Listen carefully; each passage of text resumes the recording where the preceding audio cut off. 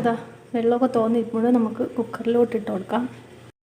നമ്മുടെ ബീഫിനകത്ത് നമ്മൾ മഞ്ഞൾപ്പൊടി, കുരുമുളക്, ഉപ്പ് ഇത് എല്ലാം കൂടെ ഇട്ടിട്ട് നമ്മളിനി ആവി കയറ്റാൻ പോവാണ് കേട്ടോ. ഒന്ന് വേവിച്ചെടുക്കാൻ പോവാണ്. ഇടിയപ്പം പിരിക്കൊണ്ടിരിക്കുകയാണ്. ഇങ്ങനെ ഞെക്കി കൊടുക്കണം, എന്നാൽ മാത്രമേ ഇതിൽ വരത്തുള്ളൂ. ഈ ഒരു ഇടിയപ്പം പ്രസ് ഇപ്പോഴും ഉള്ളവരൊക്കെ ഉണ്ട്. നമ്മൾ ഇങ്ങനെ വെച്ചെടുക്കണം. കുക്കറിൽ എല്ലാം റെഡി ആയിക്കൊണ്ടിരിക്കുകയാണ്. ഇനി വാ സോന് മോളിൽ വാ, മടി വന്നു. നമ്മളെ ചോലക്കുട്ടി ഉറക്കമൊക്കെ എണീച്ച് 12 മണിക്ക് ഉറക്കമൊക്കെ എണീച്ചിരിക്കുകയാണ്. രാത്രി 12:30 കറിയും ഇടിയപ്പവും റെഡി ആയിരിക്കുകയാണ് ഗൈസ്. കഴിച്ചോ നമ്മുടെ കഴിക്കാണ് ഗൈസ്. ഇടിയപ്പവും ബീഫും